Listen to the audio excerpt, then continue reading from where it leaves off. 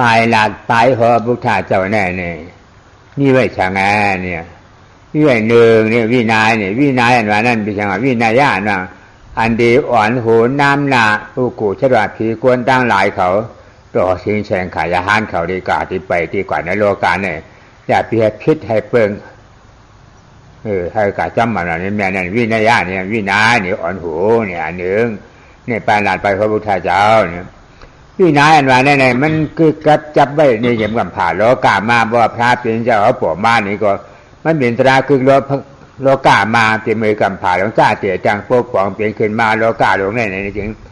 คุณช้างเขาลูกอภัชราผงบนลงมาเตี่ยจังเมืองกวนเนี่ยมาเตี่ยจังเมืองกวนเนี่ยตรานปากกับจับขอมาเอาเฮสรากวดหมายอุปปึงพองำหนึ่งมานเมืองเจียงปีหนึ่งปัญหาที่ปลาสองอาทิตย์หน้าดานาถามการมีชู้ฉีมุขฉาตาหาสุรามิริยะตราหาตัวนี่ห้องว่าวินัยนี่นะไปเกี่ยวหาตัวนี่กาบ่ตัวถึงเจ้าฉางเจ้าจ้างนายขาขอนี่ชิปหนึ่งว่าชิปนี่สองว่าเจ้าฉางอะไรก็คณะเขาชิป4มีนี่ที่เปลี่ยนปากปลายคลิป9เชนว่าในจะวินัยห้านในก็ทางปากกับชาว7เชนไงนี่พอมานับอ่านกู้กี่ป้องมัน90,000เลยนะเนี่ยกู้กี่ป้อง90,000เนี่ยเป็นของวินัยเจ้านี่ว่าจ้าบาลาไปเถอะพวกชาเจ้าเขาอครนี่ที่หนึ่งคำสั่งคำสอนของสมเด็จพระสัมมาสัมพุทธเจ้านั้นพระองค์ได้สั่งสอนไว้ว่าอย่างไรบ้างเรื่องแรกนั้นเป็นเรื่องของวินัยคือระเบียบปฏิบัติที่จะทำให้หมู่สงฆ์ภิกษุสามเณรอุบาสกอุบาสิกาทั้งหลายอยู่ร่วมกันอย่างมีความสุขและสามารถประพฤติปฏิบัติธรรมไปได้ด้วยความสะดวกสบายเรื่องของวินัยนั้นเป็นพื้นฐานอันแรกวินัยที่สำคัญนั้นจริงๆแล้วมันเป็นสิ่งที่เกิดมาคู่กับโลกนี้ตั้งแต่สมัยที่เกิดโลกใหม่ๆพวกอาภัสราพรหมได้มาจุติเกิดในโลกแล้วก็มีระเบียบกันขึ้นมาเป็นศีลที่เรียกว่าศีล5ในปัจจุบันนี้แหละแล้วจากนั้นเมื่อมาถึงยุคปัจจุบันยุคของพระพุทธองค์ก็ได้นำเอาข้อศีลเหล่านั้นมากล่าวย้ำบอกชี้เป็นศีล5ข้อได้แก่การปาณาติบาตการไม่ฆ่าสัตว์ไม่เบียดเบียนชีวิตผู้อื่นการลักทรัพย์การเว้นจากการลักทรัพย์การยกเว้นจากการฆ่าสัตว์เว้นจากการลักทรัพย์เว้นจากการประพฤติผิดในกามเว้นจากการพูดเท็จพูดส่อเสียดพูดเพ้อเจ้อเหลวไหลเว้นจากการ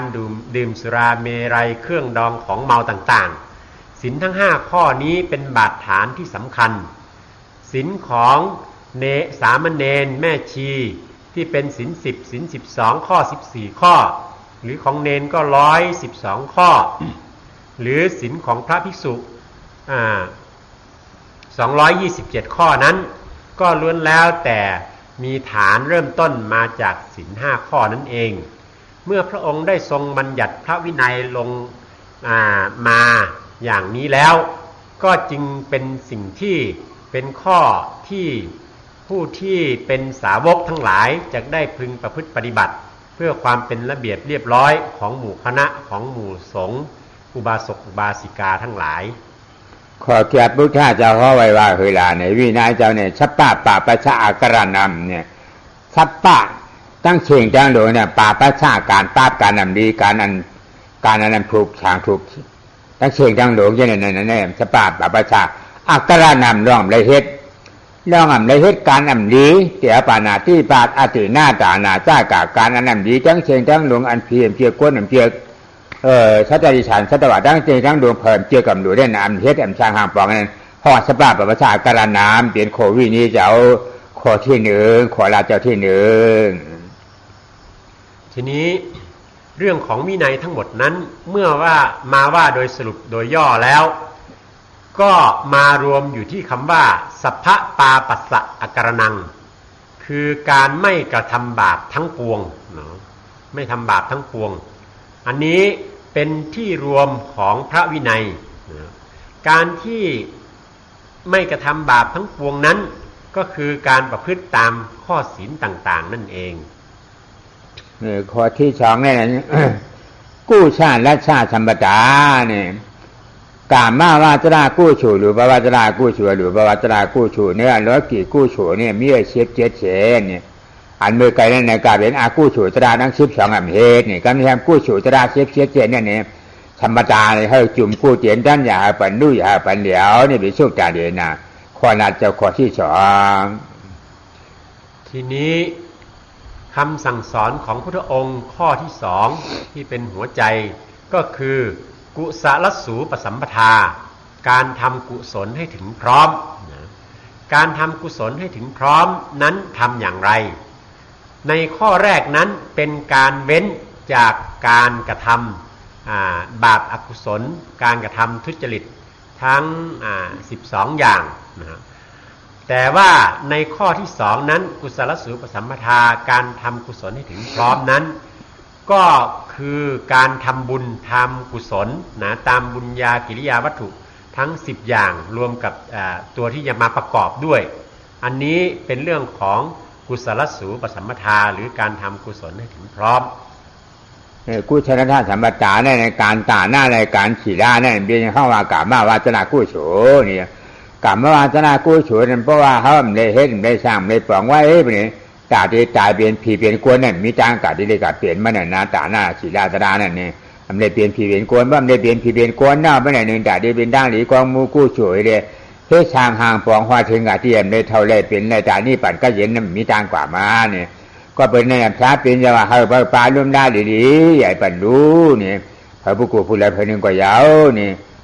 หรือปาวาจนากู้โฉซ้ำนี่หาเช่นหรือปาวาจนากู้โฉซ้ำ4เช่นทั้งหมดเนี่ยมีกะใจชิบเจ็ดเฉียนเนี่ยใจชิบเจ็ดเฉียนนั่นเปิดปลาลุมลาปัญญาหอยลู่หอยเหลียวกูเจ้านาวันคำอย่าหลวงอย่าลืมไม่เข้าใจเปิดปลาลุมลาอย่าให้มันลู่มันเหลียวให้มันคือใหญ่เหมือนโชคเฉียนี่ถ้าเป็นเจ้าคนนั้นเป็นข้อที่สองนี่เป็นโชคตาเดียนะภาษาปลายหลักถามเจ้าข้อที่สองในเรื่องของกุศลสูปสัมปทานั้นเป็นการพูดถึงเรื่องของการทำความดีจากการทำบาปอกุศลเนาะที่เป็นข้อแรกนั้น เป็นส่วนของเรื่องของการทำความชั่วแต่จากนั้นเมื่อรู้จักทำความดีขึ้นมาการทำกุศลให้ถึงพร้อมนั้นก็เริ่มต้นจากกามกุศล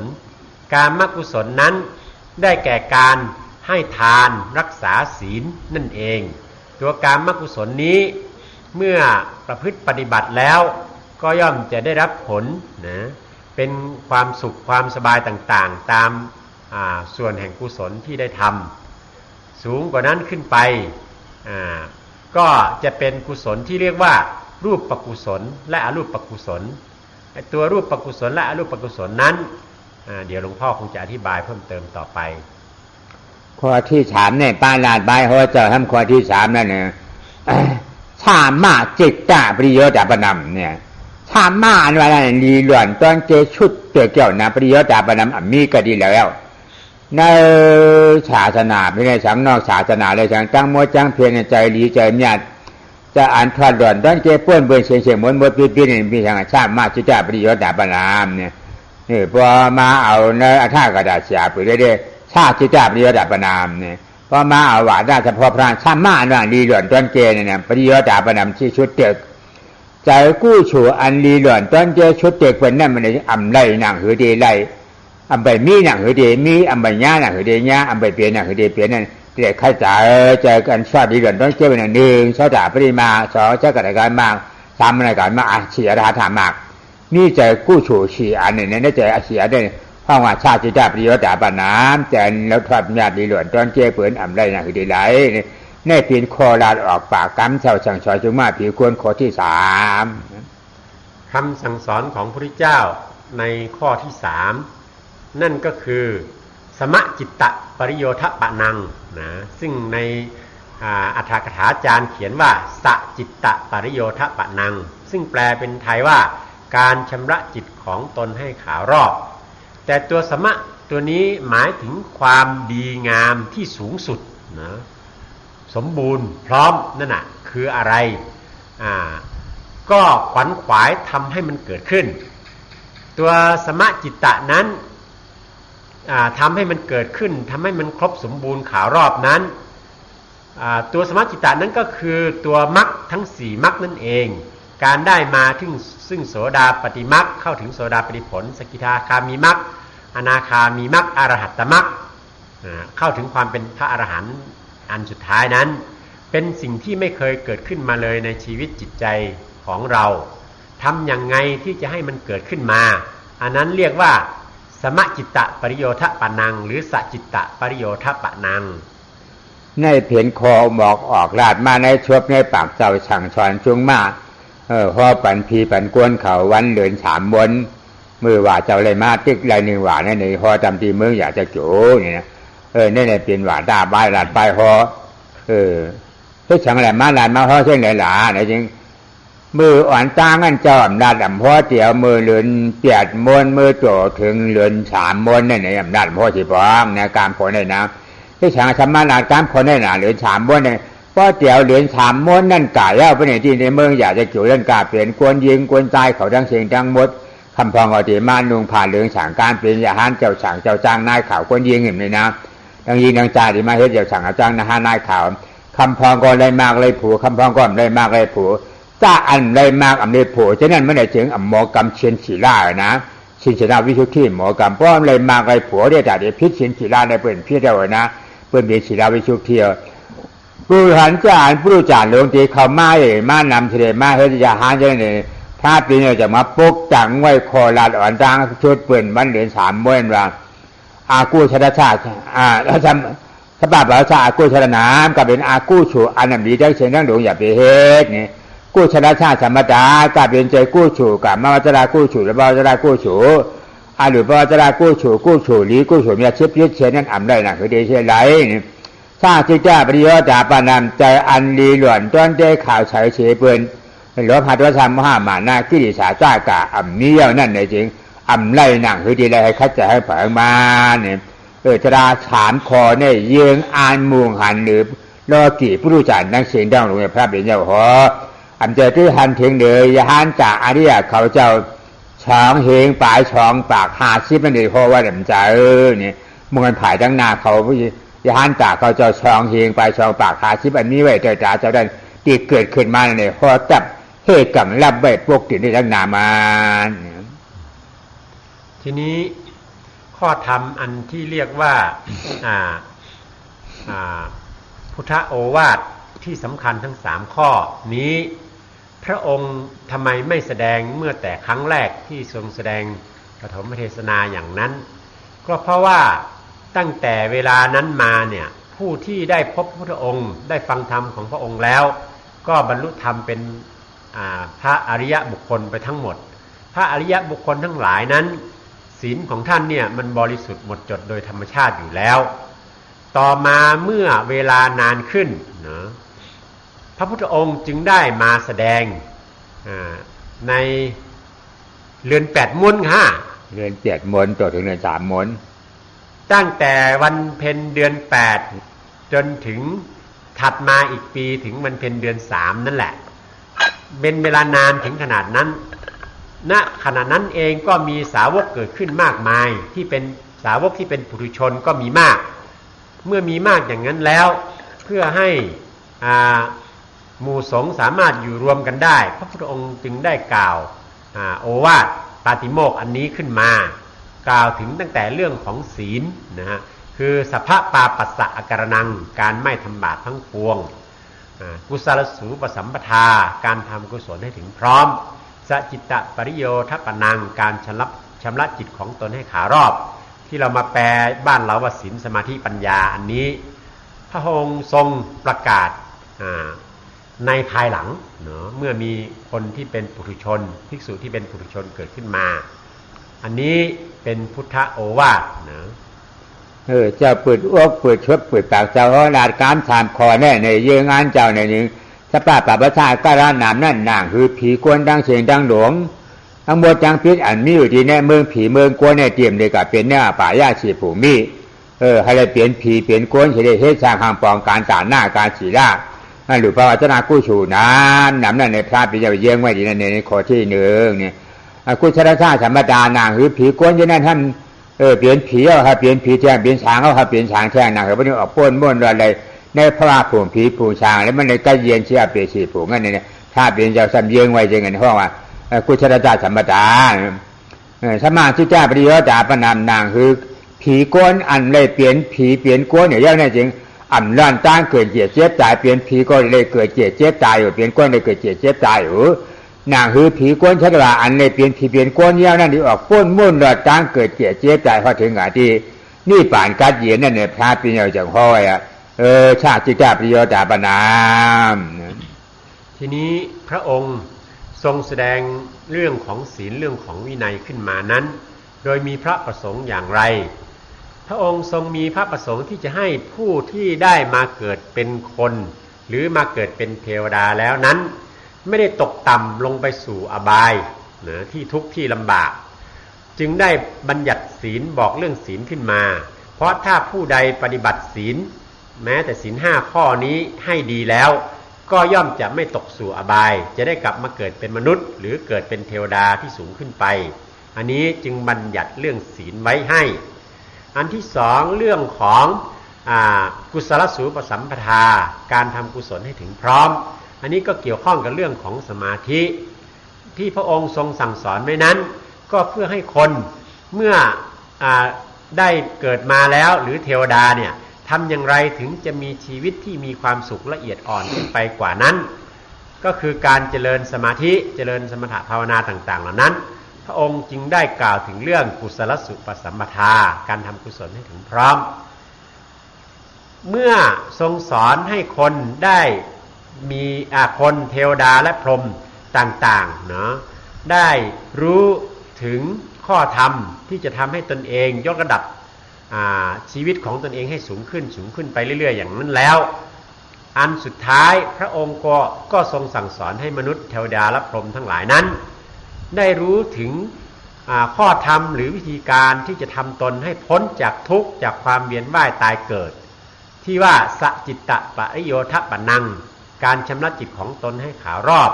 หรือการทำจิตของตนให้ถึงกุศลที่สูงสุดคือการพ้นจากโลกไม่ต้องเวียนว่ายตายเกิดอีกคือถึงพระนิพพานอันนี้จึงเป็นบัญญัติเป็นมูลรากที่ทำให้เกิดพุทธโอวาททั้ง3อย่างดังกล่าวมาแล้วตัวมาหุบราชานั่นมากอ่างกาเปียดเพืองเปียดปานั่นเป็นสัมภวะสัพพตระ2ชั้นเลยสัพพะสัพพตระ2ชั้นเนี่ยพระเป็นจะสัมภวะห้องบางอ่างกาเปียดเพืองเปียดปาในสัมภวะสมาธิสมาจักบ้างเอาอภิธรรมมาไว้ทั้งเงาเอาสมาสังกัปปะเอาสมาวาจาสมากรรมดาสมาสีราสีราสีน้ำไว้ทั้งกลางเอาสมาวายามาสมาธิสมาชามาที่มาไว้ที่ปลายนี่มันเป็น3ชั้นเลยนะในมีพระเปลี่ยนจะมาห้อในมากแองกาเปลี่ยนเปลืองเปลี่ยนปลาวันเดือนเปลี่ยนโมเนี่ยในพระเปลี่ยนจะห้อวันเปลี่ยนเจ้าไว้กี่หาเจ้าเขาที่กล่าวมาเมื่อกี้ทั้งหมดนั้นเป็นเรื่องของโอวาทปาติโมกข์นะเป็นสรุปคำสอนของสมเด็จพระสัมมาสัมพุทธเจ้าแต่ว่าในเมื่อมากล่าวถึงเรื่องหลักปฏิบัติเพื่อจะให้พ้นจากทุกข์ความเวียนว่ายตายเกิดนั้นพระองค์กับเอาปัญญามาขึ้นหน้าเนาะเอาปัญญามรรคพระองค์ตัดถึงเรื่องของอริยมรรคมีองค์8แล้วก็บอกว่ามรรคมีองค์8นั้นอันแรกก็คือสัมมาทิฏฐิสัมมาสังกัปปะปัญญามรรคเนาะเอาปัญญามรรคมาขึ้นก่อนแล้วจากนั้นพระองค์จึงเอาศีลมรรคมาไว้ตรงกลางโดยกล่าวว่าสัมมาวาจาสัมมากัมมันตะสัมมาอาชีวะนี่เป็นศีลมรรคแล้วเอาสมาธิมรรคมาไว้ท้ายเป็นสัมมาวายามะสัมมาสติสัมมาสมาธิในการปฏิบัตินั้นกับพระองค์กับตัดเอาปัญญามาขึ้นหน้าเป็นปัญญาศีลสมาธิอย่างนี้อันนี้เพราะอะไรอันนี้เราจะได้ทราบความในรายละเอียดต่อไปนาวันเหรียญเปลี่ยนม้วนพระเป็นเจ้ามาเอาไว้ว่าอายามีว่าอริยเถียงที่ก็เมโกสัมมาทิฏฐิสัมมาสังกัปปะสัมมาวาจาสัมมากัมมันโตสัมมาอาจีวสัมวายามสัมมาสติสัมมาสมาธินี่ต่างกว่านี่ป่านนี่มีเช่นหนึ่งเช่นเดียวกันดูเขาเอ้ย ที่ได้กาจ้ามันละเดียจ้าอายามีว่าอริยะฉันกี่ก่อนไม่ก่อนเนี่ยเอาอายามีว่านะเอาสมาธิที่สมาแสงกับป้าตราสองตัวมีไว้ขังปื้นขังเงาเฉยเยี่ยมยากด้วยยุทานนามทาประมาทขันใจในขันธากายตัวเจ้าเก่าอันนั้นอันเยี่ยมยากด้วยนั่นเป็นชงงานใจสมาธิทีเนี่ยพอเยี่ยมยากด้วยหันยุทานนามทาขันใจในขันธากายตัวเจ้าเก่า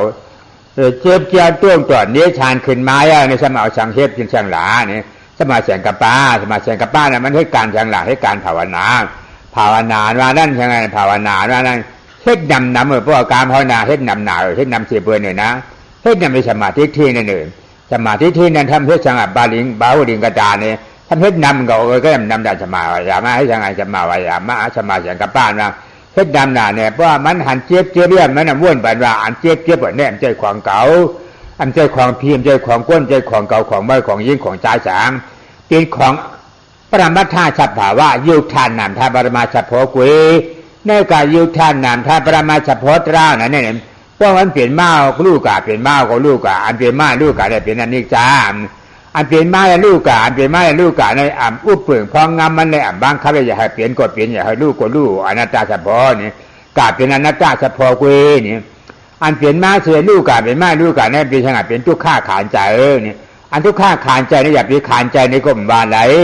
ขานใจอยู่อย่าไปเจ็บในก้มบานไหลเจ็บอยู่อย่าไปไม่อย่าไปกัดอย่าไปหนาวในก้มบานไหลในบานไหลอยู่บานไหลเป็นอนัตตาสัพพอนี่ที่ร้านนักเสียงดังหมดดังปีนี่กามีสมาธิที่นั่นบอกว่า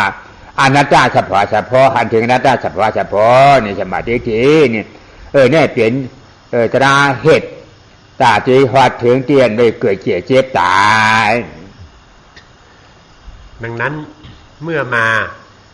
พิจารณาถึงคำสั่งสอนของพระองค์ซึ่งแสดงไว้เมื่อวันเพ็ญเดือน8แก่ปัญจวัคคีย์ทั้ง5เป็นปฐมเทศนานั้น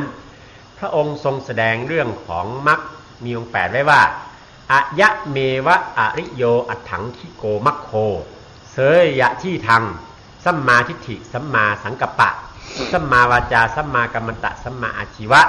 สัมมาวายามะสัมมาสติสัมมาสมาธิพระองค์ตรัสไว้อย่างนี้ชัดเจนเลยทีเดียวที่พระองค์แสดงไว้อย่างนี้พระองค์ได้ทรงยกเอาปัญญามรรค2ตัวนั้นขึ้นมานำหน้าเพราะอะไรเพราะตัวปัญญาสัมมาทิฏฐินั้นมันแปลว่าเห็นนะสัมมาทิฏฐิแปลว่าเห็นถูกต้องตามความเป็นจริงเนาะคือเห็นรูปธาตุนามธาตุปรมัตถธรรมที่เป็นขันธ์5ร่างกายเหล่านี้นะมันมีความเจ็บความปวดเต้นตอดเหน็บซ่านเย็นร้อนอ่อนแข็งต่างๆเกิดขึ้นมาในกายในจิตของเราอย่างนี้เนี่ยเมื่อปัญญาตาปัญญาของเรามองเข้าไปเราก็จะเห็นสิ่งเหล่านี้นี่เรียกว่าสัมมาทิฏฐิเบื้องต้นจากนั้น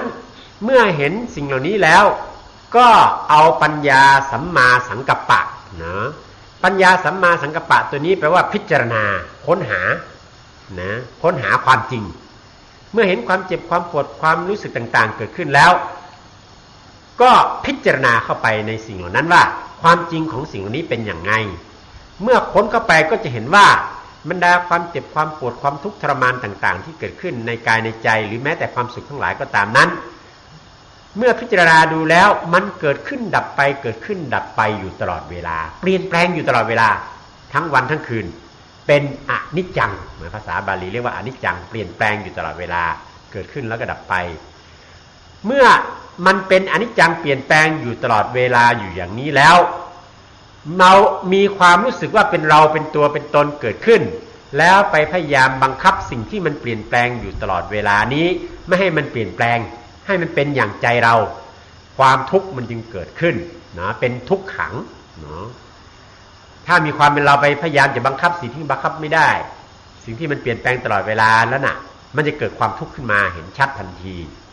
แต่ว่าทั้งความเปลี่ยนแปลงที่เป็นอนิจจังเปลี่ยนแปลงและความเป็นทุกขังนะทั้งสองอย่างนี้เมื่อพิจารณาดูลงไปให้ลึกแล้วจะเห็นว่ามันบังคับบัญชาไม่ได้มันสั่งมันบอกไม่ได้ธรรมชาติทั้งหมดรูปธาตุนามธาตุปรมัตถธรรมทั้งหมดเนี่ยมันเป็นของมันอยู่อย่างนั้นแหละมันจะเป็นยังไงมันก็เป็นของมันอยู่อย่างนั้นบังคับบัญชามันไม่ได้สั่งมันไม่ได้เป็นอนัตตาเมื่อเห็นลงไปลึก ลงไปถึงที่สุดของความจริงก็คือเห็นเป็นอนัตตานั่นคือสัมมาทิฏฐิเต็มร้อยเป็นความเห็นถูกต้องที่เต็มร้อยเมื่อเห็นถึงอนัตตาอย่างนี้แล้วเมื่อใดเมื่อนั้นแหละก็ย่อมจะก้าวขึ้นสู่เส้นทางที่จะก้าวเข้าไปถึงพระนิพพานอันเป็นความสุขสงบเย็นอันนี้คือความหมายของมรรคมีองค์8เนี่ยการถามขอเนี่ยพระเป็นเจ้าจังไว้เนี่ยมันเป็นเหตุหลายๆอย่างนี้นะ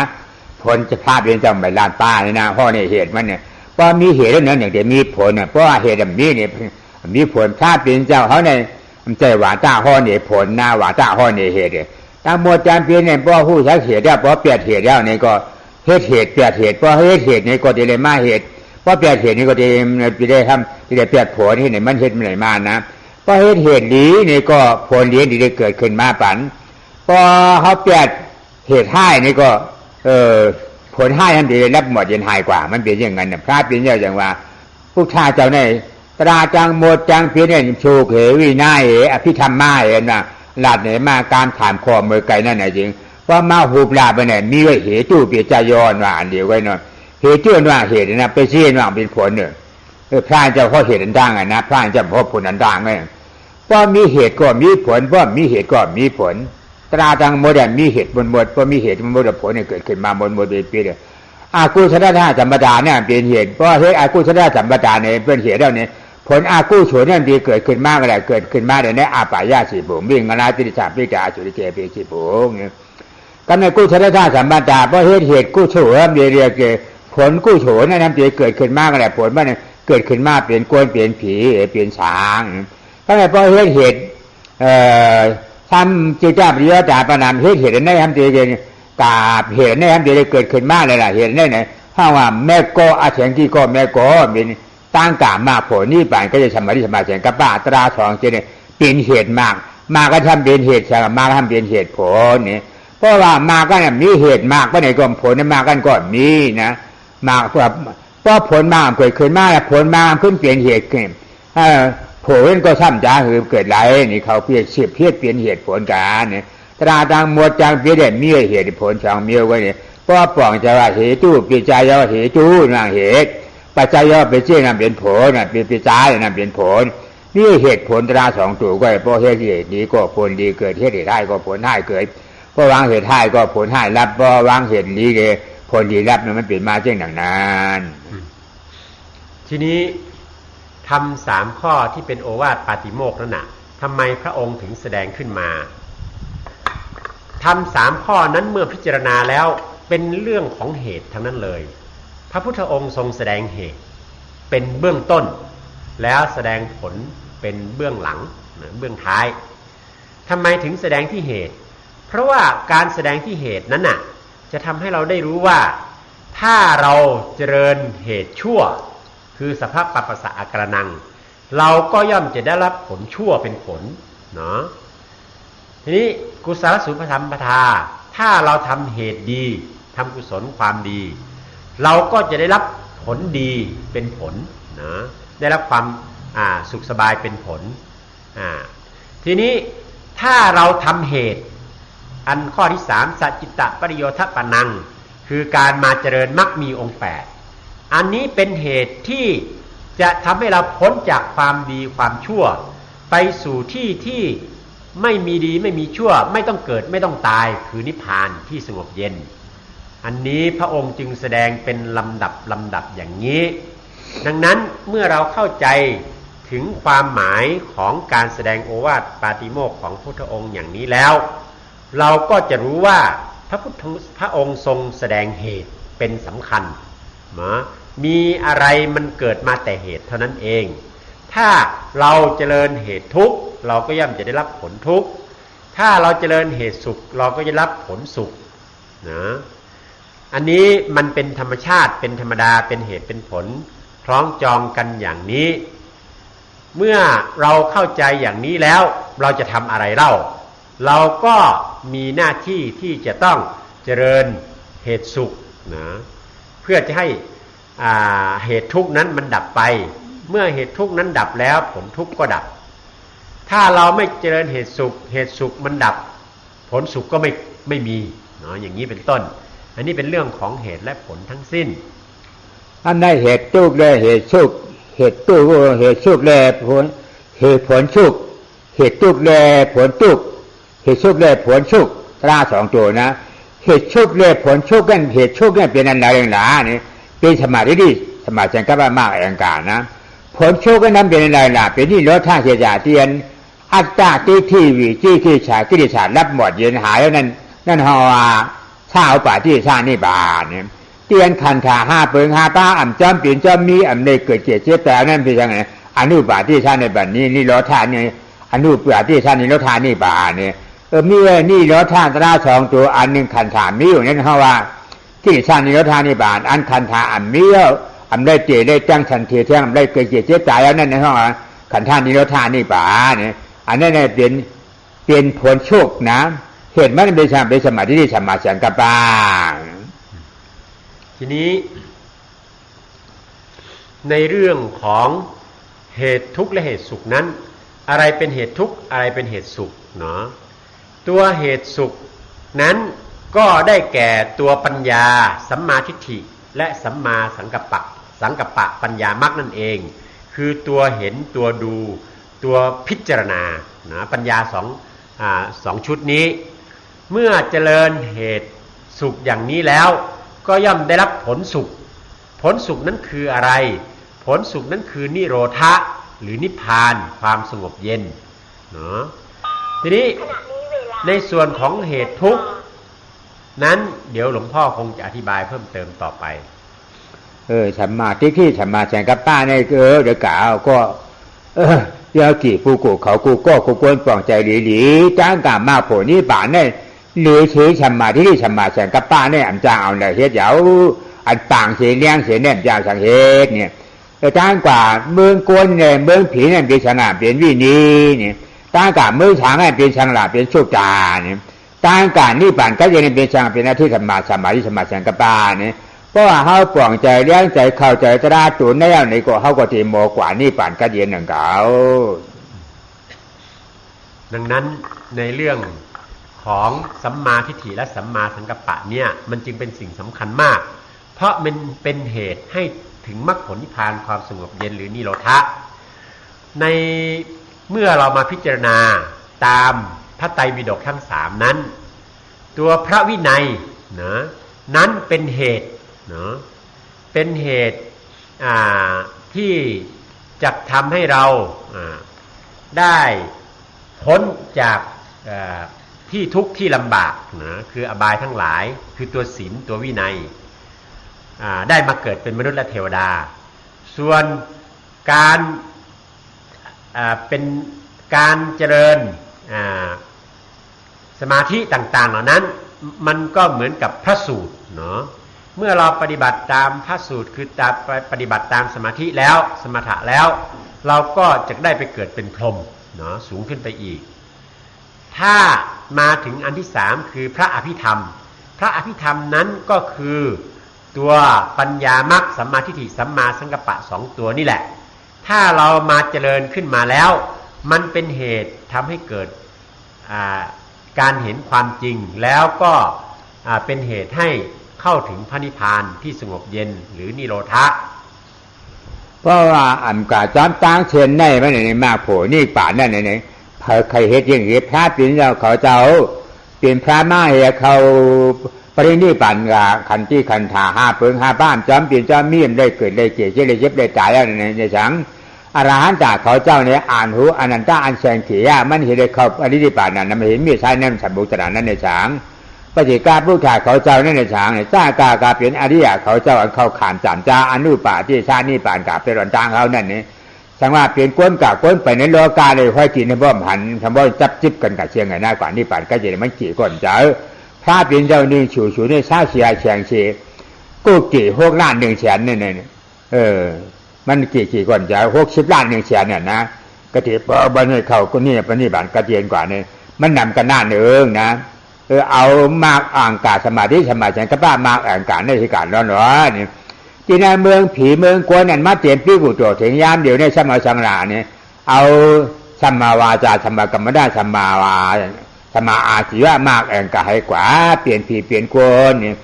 อันกว่าเปลี่ยนเนื้อมือช้างเขาเล่นหนูป้าเลยหนูป้าสมมติเปลี่ยนพี่กับเชียงกันเขาเอาสังให้ดีกว่าละ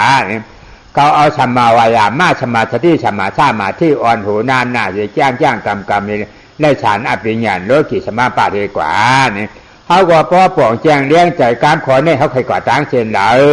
เขาเคยขาเปลี่ยนก้นเนี่ยเขาบอกมาเปลี่ยนเยาก้นหนูชูอย่างก้นน้ำมีฉางมีเกิดเจ็บตายก็มีฉาง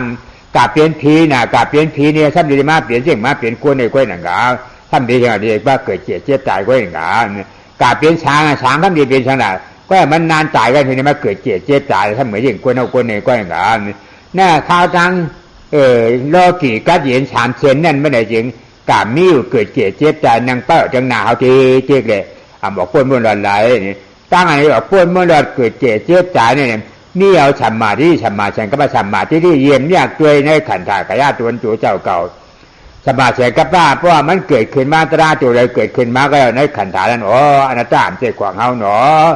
เจ้าของเก่าเจ้าของยิงของจานเจ้าของเกี่ยวกับว่าอนัตตาเฉพาะเป็นในไว้นี่ข้าพ่อโมหันอนัตตานั้นนี่เปลี่ยนตั้งกามาผลนี่การก็เย็นเจียมเลยเท่าเลยเปลี่ยนเลยตาพระยานตาเขาเจ้าอ่านอนัตตาแสงกิยามันดีกว่านั่นยาวดังนั้นเมื่อมาถึงตรงนี้แล้วสิ่งสำคัญก็คือทางเดินที่จะไปสู่มรรคผลนิพพานที่สงบเย็นนั้นไม่มีทางสายอื่นใดเลยนอกเหนือการเดินไปบนเส้นทางแห่งปัญญาคือสัมมาทิฏฐิและสัมมาสังกัปปะปัญญามรรค2 ตัวนี้เมื่อมาเจริญปัญญามรรคสัมมาทิฏฐิคือการดูเข้าไปในกายในจิตแล้วจากนั้นก็เอาสัมมาสังกัปปะตัวพิจารณาเนี่ยพิจารณาสิ่งที่เห็นนะก็จะเห็นความจริงคือเห็นอนัตตาเมื่อเห็นอนัตตาแล้วก็เดินบนเส้นทางแห่งการเข้าสู่พระนิพพานเนาะนี่เป็นทางเดินอันประเสริฐที่สุดทีนี้ถ้าหากไม่เดินตามทางเส้นนี้จะไปเดินทางเส้นไหนมีคนจำนวนมากสัตว์โลกจำนวนมากที่เดินไปบนเส้นทางแห่งทานและศีลนะเส้นทางแห่งวินัยหรือเส้นทางแห่งทานและศีลนั้นเส้นทางแห่งทานและศีลเมื่อทำไปแล้วนั่นน่ะผลที่จะได้รับคืออะไรก็คือการกลับมาเกิดเป็นมนุษย์หรือไปเกิดเป็นเทวดาแค่นั้นเองผลที่จะได้รับความเป็นมนุษย์นี่อยากมาทำไมตอนนี้เราก็มาเกิดเป็นมนุษย์เป็นคนอยู่แล้วเนี่ยมันไม่ดีอะไรเลยมันมีแต่ความทุกข์เพราะอะไรเพราะมีเกิดมีแก่มีเจ็บมีตายไม่พ้นไปจากความเกิดแก่เจ็บตายหรือแม้จะไปเกิดเป็นเทวดานั้นในที่สุดก็ต้องแก่ต้องตายเนาะคือต้องหมดอายุไขหมุนเวียนเปลี่ยนไปอย่างนี้ไม่รู้จบหรือถ้าหากว่าเราปฏิบัติอีกทางหนึ่งคือการเจริญสมาธิอันได้แก่สัมมาวายามะสัมมาสติสัมมาสมาธิมรรคนั้นผลที่จะได้รับอะไรได้รับความที่ไปเกิดเป็นพรหมความเป็นพรหมนั้นมันดีกว่ามนุษย์และเทวดาแค่ไหนมันดีตรงที่ว่าอายุมันยืนยาวเท่านั้นเองมันยาวมากนะจนนับแทบไม่ได้แต่ในที่สุดก็ต้องแก่ต้องตายต้องหมดอายุไขต้องเวียนว่ายตายเกิดอีกต่อไปดังนั้นทาง2 เส้นคือเส้นทางแห่งทานและศีลและเส้นทางแห่งสมาธิหรือสมถภาวนานั้นมันไม่พ้นความเกิดแก่เจ็บตายทำอย่างไรล่ะถึงจะพ้นจากความเกิดแก่เจ็บตายก็ต้องมาเดินบนเส้นทางแห่งปัญญามรรคคือสัมมาทิฏฐิสัมมาสังกัปปะปัญญามรรค2 ตัวนี่แหละเอามาพิจารณาเข้าไปเอามาเฝ้าดูพิจารณาเข้าไปในตัวในใจของเราจนมันเห็นความจริงเห็นอนัตตามันก็จะพาให้ไปถึงมรรคผลนิพพานที่สงบเย็นเมื่อถึงที่นั่นแล้วมันจะได้อะไรมันได้ความที่ไม่ต้องเกิดแก่เจ็บตายอีกไม่ต้องมาเวียนว่ายตายเกิดอีกเป็นสุขโดยสมบูรณ์อันนี้จึงเป็นสิ่งที่สำคัญที่พวกเราทั้งหลายควรจะได้รู้นะควรจะได้เข้าใจไว้เป็นเบื้องต้นเพื่อจะได้เดินทางให้มันถูกต้องจะได้เข้าถึงที่สงบเย็นอย่างแท้จริงไม่ต้องเกิดต้องตายอีกต่อไปอันช่ำเลยปั่นไหว้พ่ายเรียเปลี่ยนอยู่ในเกิดเจ็บตายของช้างเนี่ยมีอยู่ชาวโคงจันเนี่ยนะมี30 ปีจังหมดแล้วก็โลกาหลงจังหมดเนี่ยว่ามี30 ปีเด้30 ปีเนี่ยหาโคงจันเนี่ยป้าในวัวจ่า อันบ้านได้วัวหรือกามาวัวที่ดิชาวัวเขามีเขาก็ได้ยี่ป่ากาวัวก็อย่างนะก็ได้วิญญาณในนามโยชรายันนาพระชาเวนาก็อย่างนะเสียงขาดและขันถานั้นเขารับเย็นหายไว้เขานั่นมีในวิป่ากาวัวมีในวิป่ากาวัวถามป้าเขาออกรอดด้วย2ป้ากำเนิดอันนี้เนื้อวัวถามป้ากามาวัววิป่ากาที่ดิชาวัวเนี่ยมีชาวหัวโคงจันกามาวิป่ากาที่ดิชาวัวดังๆกามาวัวนั่นเปลี่ยนหลายวิป่ากาวัวเปลี่ยนหลายที่ดิชาวัวเปลี่ยนหลายนี่ที่ดิชาวัวดังๆเปลี่ยนล้อผ้ามาหน้าที่นี่เป็นที่ดิชาวัวนะกามาวัวทำเป็นหลายๆทำขึ้นเปลี่ยนมันเนี่ยก็เองก็เปลี่ยนจันนายอุปจารเปลี่ยนอุปจารในกามาเพราะว่าอวิชชาเสียงขาล่าเนี่ยเปลี่ยนเขาตราเนี่ยก็เองก็ขึ้นเปลี่ยนตัวเร็วกันก็เองก็นะพอขึ้นมาเขาเปลี่ยนกามาวัวที่กับที่ดิชาวัวตราหลง3ตัวเนี่ยกามวิปากกาวัวนั่นเป็นชงาวิปากกาวัวได้เปลี่ยนวิญญาณดามยุชรายันนาพระเจ้าเวนาการในห้างการเปลี่ยนเอามาเปลี่ยนวิญญาณดามยุชรายันนาพระเจ้าเวนาห้ามเปลี่ยนพระมาเปลี่ยนโลผ้าหมาหน้าเตที่ตรา3ตัวนี่ในตรา3ตัวเนี่ยในจริงอันเอาเปลี่ยนอยู่ดีนะเมืองกวนเฉลี่ยเปลี่ยนสีผูกมีเนี่ยพอแล้วพอแล้วอ่อนหูอ่อนหน้าเขาเลยที่สางบอกเลยเปลี่ยนกับอากู้โฉเฉลี่ยเปลี่ยนเนื้ออาป่ายาสีผูกมีถ้าเล่นเปลี่ยนมากามาวัจรากู้โฉจาหน้าสีได้แล้วฉันเปลี่ยนนั่นมากามาทุกข์ดีผูกมีเนี่ยเปลี่ยนเพอก็เอาเปลี่ยนหนาเนี่ยเปลี่ยนจูอัตตาเทขี้เนี่ยอัตตาเทขี้นะฮะเนี่ยว่ามามีในมากแองกาเนี่ยไม่ได้ห้องว่ามีฉาทิที่มากแองกาเนี่ยมีฉาทิที่มากแองกาเนี่ยมากแองกาเปลี่ยนมากอังกาตั้งกาชัมสระเช่นเตอนะชัมสระงาติริฉานพิจาอสุริเกเรเมืองกวนเนี่ยนั่นห้องมีฉาทิที่เนี่ยอันเปลี่ยนมีฉาแสงกระป้าอันปลายว่นไปมันอันมาหันพิษบ้านอันเปลี่ยนไพลาเนี่ยเป็นมีฉาแสงกระป้าตรา2ตัวอ่อนหูน้ำนาเยอะจังหมดมีเขา4ตัวมีฉาวายามามีฉาสติจ้าคงจะได้ใจพิษมาห่มความจำจังหลังเฮเด็กเลยกว่าเป็นแน่ปยาสีปู่มีในเมืองโกนกำได้นาเปลี่ยนหน้าที่หน้าเมืองผีหกผงเหถ้าเมืองช้างหลุบาวาตรานี่ชาผง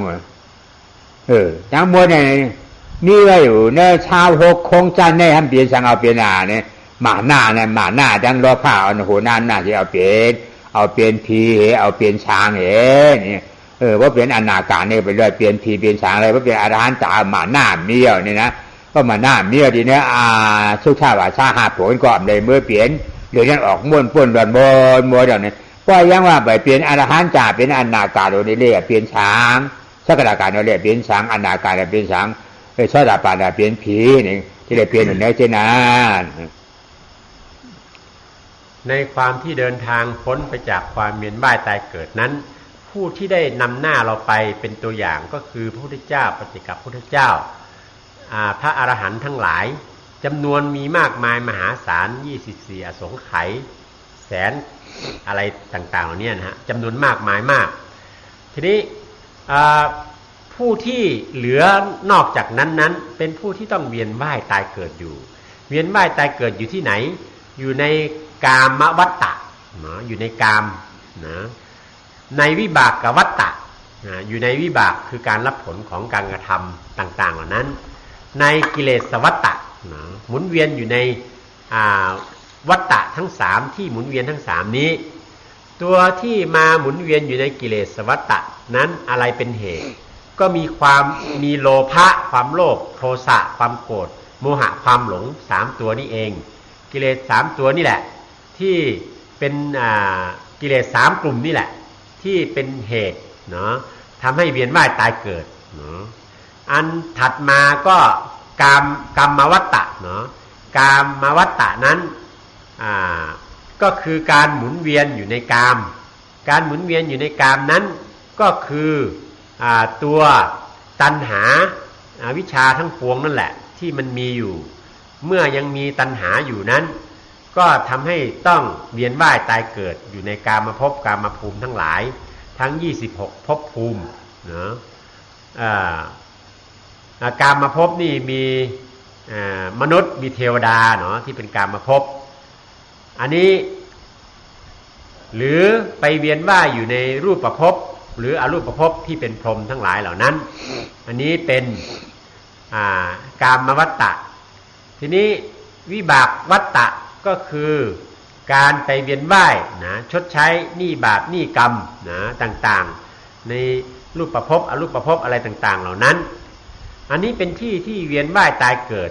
ที่มันเวียนว่ายตายเกิดอยู่ทั้งหมดนี้ใครเป็นหัวหน้านะกิเลสทั้งหมดเนี่ยใครเป็นหัวหน้านะกิเลสทั้งหมดนี้ก็มีอัตตาทิฏฐิอัตตาความเห็นผิดว่าเป็นเราเป็นตัวเป็นตนนั่นแหละเป็นหัวหน้าเมื่อไรมีความเห็นผิดขึ้นมาแล้วกิเลสต่างๆตัณหาต่างๆก็เกิดขึ้นมาทันทีเป็นวงวนเวียนเป็นที่เขาเรียกว่าปฏิจจสมุปบาทนะมีสังขารวิญญาณนามรูปสลายนะผัสสะเวทนาอะไรต่างๆเหล่านั้นขึ้นมาซึ่งอันนี้เราจะได้ศึกษาละเอียดในเวลาครั้งต่อไปเมื่อเราได้รู้อย่างนี้แล้วตัวสำคัญเนาะที่ทำให้เราต้องทุกข์เวียนว่ายตายเกิดนั้นมันมาสรุปรวมตรงที่ความเห็นผิดมิจฉาทิฏฐิความเห็นผิดเห็นว่าเป็นอัตตาตัวตนนั่นเองกับมิจฉาสังกัปปะความคิดผิดเชื่อผิดว่าเป็นตัวเป็นตนเป็นเราเนาะเป็นของเราเมื่อมีความเห็นผิดคิดผิดอย่างนี้ก็ย่อมจะเวียนว่ายตายเกิดอยู่ในวัฏสงสารในวัฏฏะทั้ง3ที่ว่านี้อยู่ไม่จบไม่สิ้นทำอย่างไรล่ะถึงจะพ้นจากมันได้ก็ต้องเอาอัตตาตัวนี้ออกอันนี้ก็คงจะได้ศึกษาต่อไปอัตตาตัวไหนพอเอาออกเลยเอาไม่ได้ดีในเมืองกวนในก่อนได้เตะฉันเถียวนะถ้าตาปานคอมในเตะไปที่ฉันเถียในเมืองกวนอาท่ากาดาชาวะอนาแค่กระดากาในกายกว่ามือตายมือเปลี่ยนในเมืองผีรู้มันผีขึ้นมาเปลี่ยนกวนเนี่ยเพราะมาพลาดเปลี่ยนยาวห้อยเนี่ยไม่จ่าโชกันมาจริงถ้าตาปานก้อมขึ้นมาเมืองกวนแค่กระดากาก้อมขึ้นมาเมืองกวนเมื่อเอานี่ป่านในเมืองเพียเมืองฉางหนึ่งกันทั้ง2อันนั้นเขาฉางก้อนเนี่ยช่อตาปานแค่กระดากาอนาการในเอานี่ป่านในเมืองผีเอานี่ป่านในเมืองฉางช่อตาปานและแค่กระดากาในเอานี่ป่านเมืองผีอะไรอยู่เนี่ยเนี่ยพระเป็นยาหอกมาในเมตตาโชกิเทียนยาอนุปกามาศิลวัจระหรือหน้าสัมปันโนนี่ติ้นหัวออกบอกเราได้อันเชิงอำนาจผานี่อาท่ากาถาชาซ้ำบ้าช่อจ่าป่านเขาจะขึ้นมาเปลี่ยนโกนหนูช่อกระดาการก็ขึ้นมาเปลี่ยนโกนเอานี่บาดเมืองโกนหนูนี่อันนี้เป็นกรรมอาท่ากาถาชาว่านะถ้ากาถาเจ้าชาเนี่ยโมความหลอกการเรียนมันอย่างโมลาเลยนะมันหมานเช่นคู่คอหมาเมียวก็เลยเอามันว่าหมาเมียวจะได้เอามันว่าโดยถอมการพาเป็นยาวนี่เพราะว่าเขาโกตายอยู่ที่ในเมืองกวนเนี่ยในเพื่อนจริงในอเปสีผมนี่นั่นมาจริงเอาออกเป็นอัตตาเขาหลายๆนี่ว่าไม่เขาโกตายเป็นที่ในเมืองผีพวกผงเมืองฉางทำมี19ผงนะอาชิญญาชาติทำกับเป็นได้มาเนี่ยนะเมืองฉางชาผงกันออกไปได้อาชิญญาชาติผงเนี่ยก็ได้19ผงมีนั่นในชา5ผงมีจะเลยกว่าเปลี่ยนอยู่นั่นนะถ้าตาปานใช้กระดาการอนาการตรงที่นี่ที่เลยเอาหมาหน้าเนี่ยออกเปลี่ยนก็เอาหมาหน้าออกเป็นไรเอาหมาหน้าออกเป็นไรเนี่ยเหมือนนี่คือเอาออกเป็นหลานเนี่ยเหมือนต้องเอาออกเป็นอัตตาก็เองกับมันเป็นอัตตาก็เป็นอัตตาตัวหนึ่งหมาหน้านั่นนะที่ทำมันเป็นอัตตาตัวหนึ่งหล่ะเลยมันผ่าความจำรอผ้าหมู่4เช่นห้องว่าหมาหน้าฉันประยุกต์ห้องทิฏฐิกระดาวิประยุกต์เนี่ยนะอันมันผ่าความจำมันข้อทิฏฐิกระดาวิปยุกเป็นหมาหน้าสัมปยุกเนี่ยเผาอ้ำจอมใจล้อผ้ามูชีเชนเอาเปลี่ยนดีในเมืองผีในเมืองฉางอาชิญญาชาดำเลยกับเปลี่ยนในเมืองฉางมีช่อจ่าป่าเนี่ยเลยกับเปลี่ยนมีอยู่19ผงนี้นี่เพราะว่าเขาใครเปลี่ยนเนาะนี่ก็ที่เดียวออกเปลี่ยนมันให้หลายๆออกเปลี่ยนที่ออกเจ้งอัตตานั่นก่อนนะมันใจของเก่านี่มันเป็นอัตตาอ่อนอัตตาที่1เนี่ยอัตตาที่2อัตตาที่1เอาเปลี่ยนเนี่ยปยาสีผงมีเดียเมืองโกเนี่ยเขาปองแจงเลี้ยงใจอัตตรา2ตัวเพราะหมอปองแจงแล้วอย่าอัตรา2ตัวเนี่ยเขาหมอออกเปลี่ยนว่าหมอออกเปลี่ยนก่อนนี่ป่านก็เย็นเท่าที่หมอกว่าการเอาอัตตาออกเนี่ยถ้าเราเอาอัตตาความเห็นผิดว่าเป็นเราเป็นตัวเป็นตนออกได้แล้วเนี่ยผลที่ได้มันจะเกิดอะไรถ้าเราเอาอัตตาทิฏฐิออกได้เสร็จแล้วความที่จะต้องกลับมาเกิดในเมืองมนุษย์หรือความที่ไปเกิดในอบายเนี่ยหมดสิ้นไปแล้วไม่ต้องกลับมาอีกแล้วเนาะแต่อัฏฐกถาจารย์เนี่ยมาแปลออกมาว่าผู้ที่เป็นโสดาบันหรือพระสกิทาคามีเนี่ย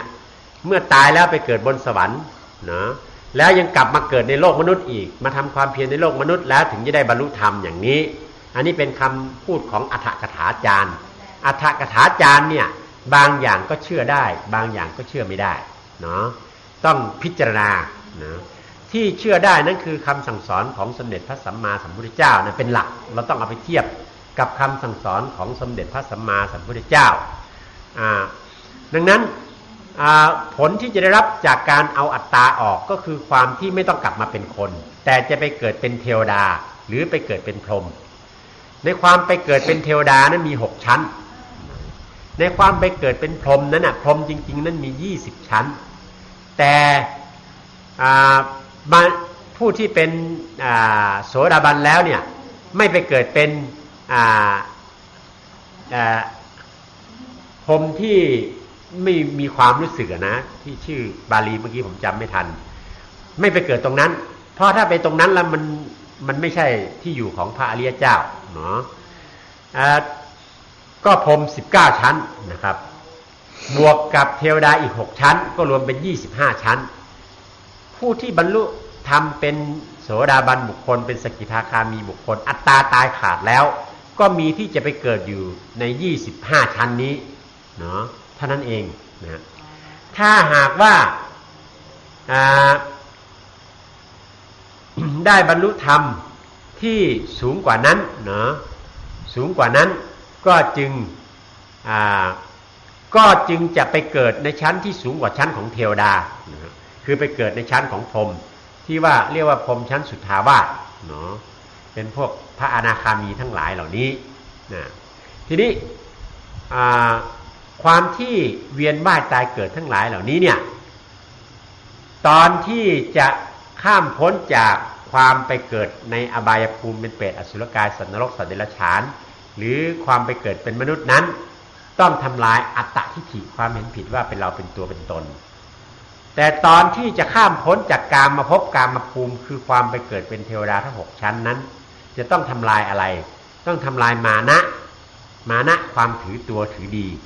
ความถือตัวถือดีนี้ก็เป็นอัตตาชนิดหนึ่งแต่เป็นอัตตาที่ละเอียดอ่อนลงไปอีกเนาะมานะเวลามันจะเกิดทำงานให้เป็นเหมือนอัตตานั้นมันประกอบไปด้วยความโลภนะมีความโลภมีจิตโลภ4ดวงประกอบกับความถือตัวถือดีมานะ1ดวงแล้วมันก็เกิดเป็นอัตตาตัวละเอียดขึ้นมานะเมื่อมีอัตตาตัวละเอียดอย่างนั้นมันก็ยังมีความที่จะต้องไปเกิดเวียนว่ายอยู่ในชั้นของพรหมเมื่อไรทำลายมานะตัวนี้ได้สิ้นแล้วนั่นแหละถึงจะพ้นจากการมาพบที่เป็นเทวดารูปภพอรูปภพที่เป็นพรหมต่างๆเหล่านี้ไปสู่พระนิพพานที่สงบเย็นอริยะในปริชันเทชีเปิงในเขาดัดอะไรเนี่ยนะ1กราบพระเจ้าปริชันเทกราบพระเจ้าปริชันเทจะเตียวปริชันเทในจ้องในปุ่มเจี้ยงบ้วงกว้างกวนเนี่ยในกวนเด่นอำเจียวนะในอริยะเนี่ยมันเจียวอริยะกูเจ้าเนี่ยมาเจียวนะช้างเนี่ยเจียวเอาในไข่เหมือนนักกาเขางูเขาไก่เขาเป็ดเขาเช่นนี้ก็เป็นอริยะเนี่ยมันเจียวปริชันเทในไข่3เนี่ยเจเนออันตู่อันเน่าเนอไม่พังจึงมอดเขาแมงเขาเตือกเลือนเขาเนอเหรียญเย็นอันนี้ก็อำเดเตียปริชันเถียนนั่นนี่3มันนี่รอดดีงามๆนี่เฮาว่ากัปพาเสียกันหน้าที่จตุกัปพาเสียผู้นั้นดีจีนี่ออกรอดดีงามๆเนี่ยกำเนียมอ้อป่าปริก้าเนี่ยเอาปริชันเทที่ในนาโลกนาโลกเปียถาอาชุริกายอันนั้นกอมเลยก็เอานะเมื่อปริชันเทนี่เฉียนนี่ปลายาสีผมมีเนี่ยอันนี้เอาเนี่ยแล้วอ้อป่าปริก้าปริชันเทที่ในเมืองผีที่ในเมืองฉางเอาที่2ทีนี่เอานี่ป่านป่านี่ให้เขาปล่องเจียงเลี้ยงใจดีๆอย่าไปหยุ่มพิษหยุ่มเปิ้งเมื่อมาถึงตรงนี้ผู้ที่ได้ความเป็นอริยะบุคคลตั้งแต่พระโสดาบันขึ้นไปนั้นจนถึงพระอนาคามีเนาะความที่จะได้เกิดมาโดยมาเกิดในไข่ก็ไม่มีละไม่มีโอกาสแล้วมาเกิดในไข่เป็นงูเป็นอะไรต่างๆไม่มีความที่จะได้มาเกิดในก้อนเลือดคือเกิดเป็นคนเป็นวัวเป็นควายต่างๆนี้ก็ไม่มีละความที่จะได้เกิดในเท่าใครเช่นไปเกิดเป็นหนอนเป็นแมงต่างๆเหล่านี้เป็นเชื้อโรคเป็นแบคทีเรียเป็นอะไรต่างๆนี้ไม่มีละหมดละเหลือแต่ความเกิดที่เรียกว่าโอปาปฏิกะปฏิสนธิคือเกิดผุดขึ้นเป็นตัวเลยความที่จะเกิดเป็นโอปาปฏิกะปฏิสนธินั้นก็คือความเกิดเป็นเทวดาและเป็นพรหมเนาะทั้งหลายเท่านั้นเองดังนั้น เมื่อผู้ใดได้ทำตัวเองให้เข้าถึงความเป็นอริยะแล้วก็ไม่ต้องมาเกิดใน3ที่ที่ว่ามาเมื่อกี้มีแต่ความที่จะได้ไปเกิดเป็นโอปาปฏิกะดังนั้นอันนี้จึงขอให้ท่านทั้งหลายได้ทำความเข้าใจให้ดีอย่าได้ไปเชื่อไปตามตำราไปเสียหมดเนาะถ้าเราไม่พิจารณาให้ดีแล้วเราก็อาจจะหลงผิดไปได้โดยความเป็นจริงโดยธรรมโดยปรมัตถ์นั้นผู้ที่ได้ถึงความเป็นอริยบุคคลนั้นเหลือความเกิดโดยผุดขึ้นเป็นตัวอย่างเดียวเท่านั้นเองพอยังว่าไปเปลี่ยนอริยะเนี่ยมันยังไงเปลี่ยนผีนี่ก็อัปปายาชีผูมีนั่นเนื้อก่อนเดิดเนื้อไข่เนื้อไม่พังไม่นอนตัวเหม็นเนื้ออปปริการเนี่ยนาอาสุริกายเรื่องนางนรกนี่ก็อำเบลไหลนะเมื่อเปลี่ยนฉางเอาเนี่ยเชื่องในเมืองฉางหลวงชาผงมีนั่นออกแปดเทียชื่อชาว่าชาหาผงก็เรียกชื่อผาผงมีนั่นนี่ก็พอยังเปลี่ยนผู้รู้จานอยู่ประเดี๋ยวยังตายในเมืองฉางอันนั้นที่ในอาป่ายาชีผงเนี่ยได้ฉันเทียชีอันนั้นนี่อันหนึ่งอันหนึ่งที่เรียกมาเตะมาเปลี่ยนอยู่เบียดไหลชีอันน้ำเหนียวรู้อันก็อันนึงเรียกมาเปลี่ยนเนี่ยจากนี้ออกพ้นม้วนแบบปริฉันเทียชีอันที่เนี่ยป่ายาชีผงมีแบบปริกาปริฉันเทียนั่นนี่ได้ช้างซ้ำช้ำชีจ้าปริฉันเทียก็ผ่าเสียกับปริฉันเทียในชามอันนั้นเทียในโกนเห็นในควายในไก่ได้ในช้างนี่เพราะว่าพวกทวมยาสาน่ะคำพาปีนเจ้าเลยพวกกูผีก็ได้ฉางก็ได้กวนก็ได้ที่เลยหมอเฮ็ดให้ออกม้วนป้วนดอดมันมีดังนั้นสิ่งสำคัญก็คือถ้าหากว่าตราบใดที่เรายังไม่สามารถทำความเป็นอริยะให้เกิดขึ้นยังเป็นปุถุชนอยู่แม้จะไปเกิดเป็นเทวดาในที่สุดก็ต้องกลับลงมาเวียนว่ายตายเกิดมาเกิดในไข่มาเกิดในก้อนเลือดมาเกิดในเท่าไครหรือไปเกิดแบบผุดขึ้นเป็นตัวคือผุดขึ้นเป็นอสุรกายหรือเป็นสัตว์นรกเนาะอันนี้ก็ยังต้องเวียนว่ายมาเกิดอยู่ถ้าเป็นปุถุชนเป็นเทวดาก็ต้องกลับลงมาอยู่หรือแม้ไปเกิดเป็นพรหมทั้ง20ชั้นนั้น5ชั้นที่ชั้นสุทธาวาสนั้นเป็นชั้นของอริยพรหมคือผู้ที่เป็นอริยบุคคลแล้วและอีก15ชั้นน่ะเป็นชั้นของพรหมที่จะต้องมาเวียนว่ายตายเกิดคือเมื่อหมดบุญแล้วก็ยังต้องมาเกิดในไข่ในเท่าไครในก้อนเลือดอยู่นะหรือไปเกิดเป็นเปรตเป็นอสุรกายเป็นสัตว์เดรัจฉานอยู่เนาะไม่พ้นไปได้อันนี้จึงเป็นสิ่งที่น่ากลัวเหลือเกินถ้าหากเราไม่สามารถทำความเป็นอริยะให้เกิดขึ้นเราก็หนีไม่พ้นความเกิดทั้ง4อย่างที่ว่ามาเมื่อกี้ทั้งหมดนั้นเช่นตาสายตั้งใจออกป้นม้วนรอดอันนั้นไหนมาไหนปฏิสันติหลวงสี่เปิงสี่ป้าเนี่ยยังเอาชัมมาที่ชัมมาแข่งกับบ้านตราชองตูอ่อนหูน้ำหน้าจะได้เฮ็ดช่างห่างปองอันนะเพราะหมออันนี้ย่าในกาอยู่ที่แล้วก็ย่าเพราะหมอชัมมาที่เยี่ยมยากที่ในขันถ่ายกายาเจ้าเก่าดินน้ำไฟรวมอันนั้นมีชื่อมีเสียงอันนี้ปัญญาพระราชปัญญาปานมีปรมาธาเฉพาะเกิดขึ้นมานั่นเนี่ยให้พวกหันถึงอนัตตาเฉพาะมันน่ะเป็นสมาธิที่ก็หันถึงนะอันว่นปัญหาเพราะหันถึงให้ว่นปัญหาเพราะมันเป็นอนัตตานั่นเป็นเขาก็ว่นปัญหาเนี่ยสมาธิกับป้าก็ว่นบาเนี่ยตราสองตัวนี่คากะตึกเลยกะตึกมีฉาที่มีฉาเฉนกับป้าตราสองตัวเพราะตึกเลยมีฉาที่มีฉาเฉนกับป้าตราสองตัวขาดปุ๊บเด้อไปถึงเนี่ยนะลานไหนมาบริษัทเฉลิมสี่เพิงสี่ป้าเนี่ยปยาสี่ปู่มีดิเมืองกวนนี่ห้ามเลยเตี๋ยในเมืองเอานี่ป่านในเมืองผีเมืองฉางไงเพราะมัญญาศาสนาเมื่อไหร่จึงตั้งเช่นในที่ว่ามีพอหมดใจโมไปมาเมื่อเราปรารถนาที่จะพ้นจากความที่ต้องไปเกิดในไข่ในเท่าไข่ในก้อนเลือดนะเป็นสัตว์ในอบายต่างๆเหล่านี้แล้วทำยังไงล่ะมีแต่ทางเส้นเดียวเท่านั้นคือทางแห่งการเอาปัญญาสัมมาทิฏฐิความเห็นถูกต้องกับสัมมาสังกัปปะตัวพิจารณาจนเห็นทุกสิ่งทุกอย่างว่ามันเป็นอนัตตานั่นแหละเอามาเจริญนะถ้าเจริญปัญญาสัมมาทิฏฐิสัมมาสังกัปปะอย่างนี้แล้วในที่สุดเราก็จะได้เข้าถึงนิพพานความสุขสงบเย็นไม่ต้องไปเกิดในที่อื่นๆนะต้องมีแต่ความที่จะไปเกิดในชั้นของเทวดาและพรหมแล้วก็ในที่สุดก็ดับขันเข้าปรินิพพานไปอย่างนี้อันนี้มันจึงเป็นเรื่องที่สำคัญเนาะที่ท่านทั้งหลาย พึงได้เข้าใจให้ถ่องแท้ตัวปัญญาสัมมาทิฏฐิสัมมาสังกัปปะเนี่ยมันไปแก้อะไรมันไปแก้มิจฉาทิฏฐิความเห็นผิดกับมิจฉาสังกัปปะความคิดผิดความเชื่อผิดว่าเป็นเราเป็นตัวเป็นตนนั่นเองถ้าเกิดสัมมาทิฏฐิขึ้นมาก็จะเห็นไม่ใช่เราไม่ใช่ตัวไม่ใช่ตนถ้าเกิดสัมมาสังกัปปะขึ้นมามีการพิจารณาถูกต้องมันก็จะไม่หลงผิดคิดผิดเนาะว่าเป็นเราเป็นตัวเป็นตนเมื่อมันต่อสู้กันอย่างนี้แล้วเราก็จะได้พ้นจากเรื่องที่จะต้องไปเวียนว่ายตายเกิดอีกต่อไปธรรมบรรยายก่อนการรับกรรมฐานในค่ำวันนี้ก็ขอยุติลงเพียงเท่านี้จากนี้ไปก็จะได้รับกรรมฐานนะครับไหว้พวกข้าเจ้าธรรมะเจ้าสังฆาเจ้าย่อรับศีลแล้วก็ถวายตัวคันธาบัญญัติไหว้พระแล้วก็รับศีลแล้วหลวงพ่อก็จะนำถวายตัวมอบกายถวายชีวิตแก่พระพุทธพระธรรมพระสงฆ์ทุกท่านก็จะมีอรหันต์กันเนาะ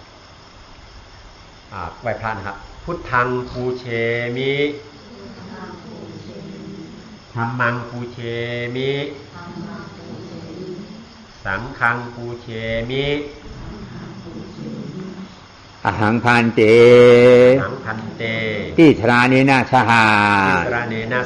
ปัญจศีลังธัมมังยาจามิตุติยัมปิอหังพันเตทิฏฐานินาสหะปัญจศีลังธัมมังยาจามิตติยัมปิอหังพันเตทิฏฐานินาสหะปัญจศีลังไม่ใช่ผิดอหังพันเตทิฏฐานินาสหะอัฏฐังฆาศีลังธัมมังยาจามิตุติยัมปิอหังพันเตทิฏฐานินาสหะอัฏฐังฆาศีลังธัมมังยาจามิตติยัมปิอหังพันเตทิฏฐานินาสหะอัฏฐังฆาศีลังธัมมังยาจามินะโมตัสสะภะคะวะโตอะระหะโตสัมมาสัมพุทธัสสะนะโมตัสสะภะคะวะโตอะระหะโตสัมมาสัมพุทธัสสะนะโมตัสสะภะคะวะโตอะระหะโตสัมมาสัมพุทธัสสะพุทธังสรณังคัจฉามิธัมมังสรณังคัจฉามิสังฆังสรณังคัจฉามิบุตุติยามปิพุทธังสรณังคัจฉามิตุติยามปิธัมมังสรณังคัจฉามิตุติยามปิสังฆังสรณังคัจฉามิตาติยามปิพุทธังสรณังคัจฉามิตาติยามปิธัมมังสรณังคัจฉามิตาติยามปิสังฆังสรณังคัจฉามิปานาติปาตาเวรมณีสิกขาปะทังสมาธิยามิอติงนาทานาเวรมณีสิกขาปะทังสมาธิยามิอปรหมาจริยาเวรมณีสิกขาปะทังสมาธิยามิวิกาลโภชนาเวรมณีสิกขาปะทังสมาธิยามินัจจากีตาวาทิตาวิสุกาตัสนามาลากันธาวินิปานาธารานามันตานาวิภูชานาฐานาเวรมณีสิกขาปะทังสมาธิยามิอุจจาชายานา มหาชยานาเวรมณีสิกขาปะทังสมาธิยามิอิจามมีศีลังอาสวัคยามวังโหตุ อีจามมีชีดามนิปานัสสาปัจจายโยโหตุมาปุญญาภากังสปิสตาสามามละพานตุพิจารณานาสหอัฏฐังกาศีลามอิมามสาธุกังกตวะอัปมาเตนะสัมปติทาถวายจุมอบกายถวายชีวิตมาตามพ่อ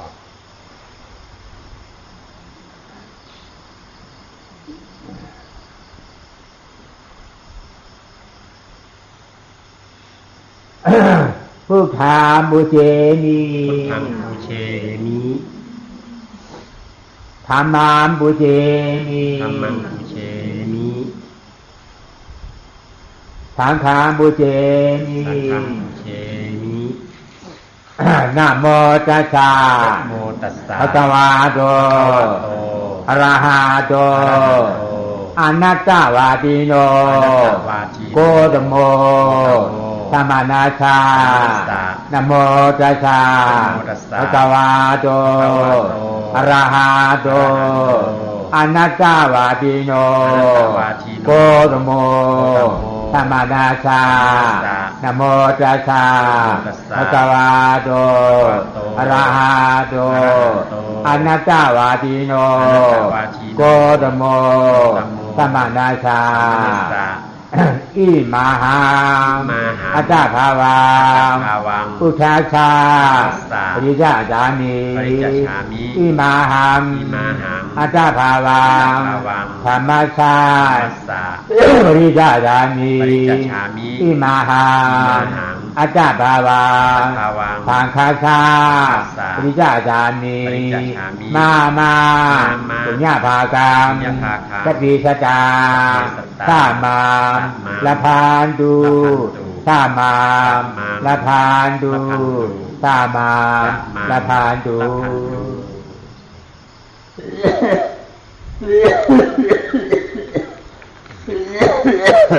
ได้ในกระเจียงเนาะไปเชียงดีฮะมันก็ไปได้ลาดขันธาหลวงปัญญาหลวงที่ครูตัวไปที่นี่ไม่มีเนี่ยนะเอาถวายเอาจานพระพุทธเจ้าเอาถวายเอาจานพระธรรมเจ้าเอาถวายเอาจานพระปรมัตถสงฆ์เจ้าไม่มีแล้วเนาะเดี๋ยวนี้ไปแล้วนาเนี่ยเอาหาให้เห็นขันธาปรมัตถ์อันเจ็บแจนต้งตรวจเน้นชานเกิดขึ้นมาตัวไรแล้วเอาสมาธิที่อยากดูเยี่ยมดูว่ารู้แล้วว่าเห็นเนี่ยนี่ก็โอ้อันเจ็บเป็นหัวใจของเราเนาะเอาสมาธิกับพระพิจารณาเนาะเอาสองตัวนี่ท่องว่าวิปัสสนาภาวนาหลวงพ่อบอกว่าขณะนี้อัตตาร่างกายชีวิตจิตใจของเราเนี่ยได้มอบถวายแก่พระพุทธพระธรรมพระสงฆ์ไปหมดแล้วไม่มีแล้วอัตตาไม่มีแล้วเหลือแต่ขณะนี้ให้ค้นหาอนัตตาคือความไม่ใช่เราที่มีอยู่ในตัวในใจของเราเนี่ยการค้นหาอนัตตานั้นทำอย่างไรอนัตตานั้นแปลว่าสิ่งที่บังคับไม่ได้นะอะไรในตัวในใจเราเนี่ยที่มันบังคับไม่ได้เนี่ยหาให้มันเจอ